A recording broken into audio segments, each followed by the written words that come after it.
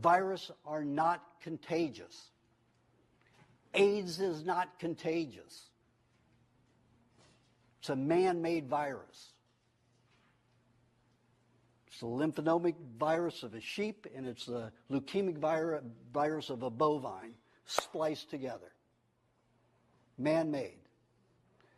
Injected into our population by our dear great military government as biochemical warfare experimentation. And do you know who there were undesirables were they allowed to do it on? NSA says they're allowed to do it on undesirables. And you know who the undesirables were? Homosexuals. So homosexuals in New York, Houston, Los Angeles, and San Francisco were the target. How did they target them? Well, if you remember in the 70s, all through the 80s, the main people getting hepatitis were homosexuals because of their intense drug use.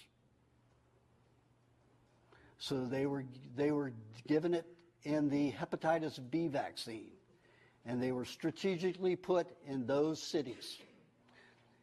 10% of the people were not homosexual. That's why 10% of the population was not homosexual who got it in those cities. But it only happened in those cities. And then when the government got caught, it started putting them out in other cities, so they got it all over. And then they put it in the smallpox vaccine in Africa. Why would British government and the American government donate 125 million smallpox vaccines? Why would they give 125 million vaccines? You're talking billions of dollars to make them, transport them, to get them over there and service them.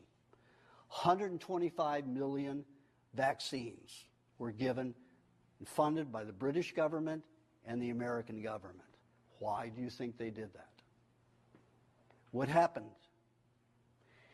It made a medical catastrophe in all of those countries. So where did they go for medical help? They went to the British and American governments who were supposed to be advanced medically. So they got treatment, and guess how many countries are now under the World Bank because they couldn't pay their debt for the medical help? 27 African countries are now run by the British and American government through the World Bank because they poisoned these Africans with AIDS in the smallpox vaccine.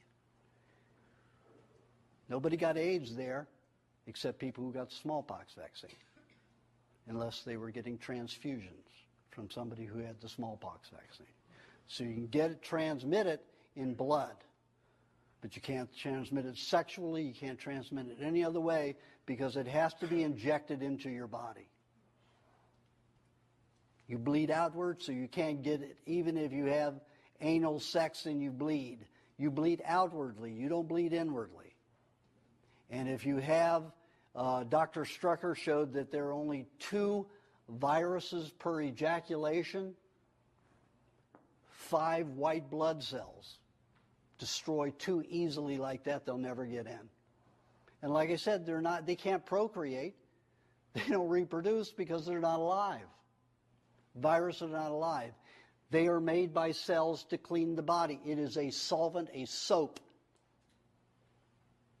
Just like when you have runny mucus, your body has made a solvent, which is a viral type element, which cleans and causes your nose to run heavily because you've breathed in something and it's lodged in your mucous membranes. It happens especially with people who don't produce proper mucus fibers. Mucus, if you look at it under a microscope, is a web. It looks like cloth. You have all these protein fibers that mesh, so it's layers and layers of thick, so particles can't get through and damage your sinuses. When people don't produce good quality mucus and they're protein deficient, these fibers are too wide open and the particles pass through and hit their sinuses and they have allergies. Mucus is too thin. It needs to be thicker, needing lots of protein like eggs. So when that passes in, it causes an irritation and your body creates a solvent to make it run and flow. Not a bad thing. It's a good thing. Viruses are good things. The body's making them for a reason, to get rid of damaged tissue so that you can reproduce new tissue and be healthier and alive. If you keep dying, if your cells keep dying and you don't reproduce them, what happens? You're the old person trying to walk across the street, a little at a time. And if you're reproducing, you're going to go like me, from death to life. You know, from death at 21 to life at 60.